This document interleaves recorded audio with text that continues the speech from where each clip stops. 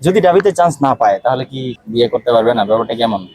আসসালামু আলাইকুম। ওয়ালাইকুম আসসালাম রহমতুল্লাহ। প্রথমে হচ্ছে আপনার নাম পরিচয়টা একটু বলবেন। আমার নাম Mohammad Shahanur Rahman Shahan, department of tourism and hospitality management.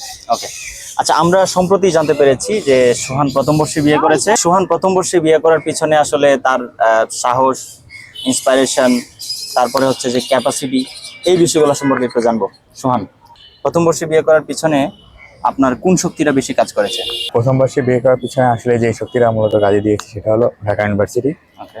Dhaka university chance পাওয়ার পরে মনে হলো যে আমি যাকে ভালোবাসি বা পছন্দ করি তাকে বিয়ে করে নেওয়া উচিত। এক্ষেত্রে ইথিক্যাল বিষয়টাও আসে যে কেমন? যে যদি বিয়ে করি না করি, রিলেশনশিপে থাকি, তাহলে একটা গুনাহ হওয়ার একটা বিষয় থাকে। এই দিকটাও ভালো আসলে জিনিস। কাজ করছে। আচ্ছা আচ্ছা। তো এখন কেমন আছেন? জি আলহামদুলিল্লাহ, ভালো। ভালো আছি। আচ্ছা, তো আপনি এই বিয়ে করার পরে যে ফাইন্যান্সিয়াল ম্যানেজমেন্ট বলেন বা হচ্ছে যে অবশ্যই আপনার এখন একটা পরিবার আছে, তো এই যে পরিবারটাকে আপনি ম্যানেজ করছেন, হ্যাঁ, এটা কি আপনি নিজেই করছেন নাকি আপনার ফ্যামিলি থেকে চালাচ্ছে? নিজেই। তাই? আচ্ছা আচ্ছা। যাক, আপনাকে অভিনন্দন। এবং অনাগত যারা ডাবিয়ান আছে তাদের ব্যাপারে আপনি কি বলতে চান? যদি পছন্দের মানুষকে দ্রুত নিজের করে নিতে চান, ওকে। কাছে পেতে চান, তাহলে অবশ্যই ঢাকা ইউনিভার্সিটিতে চান্স পাওয়া জরুরি। তাই। আচ্ছা আচ্ছা। আর যদি ডাবিতে চান্স না পায় তাহলে কি বিয়ে করতে পারবে না? ব্যাপারটা কেমন?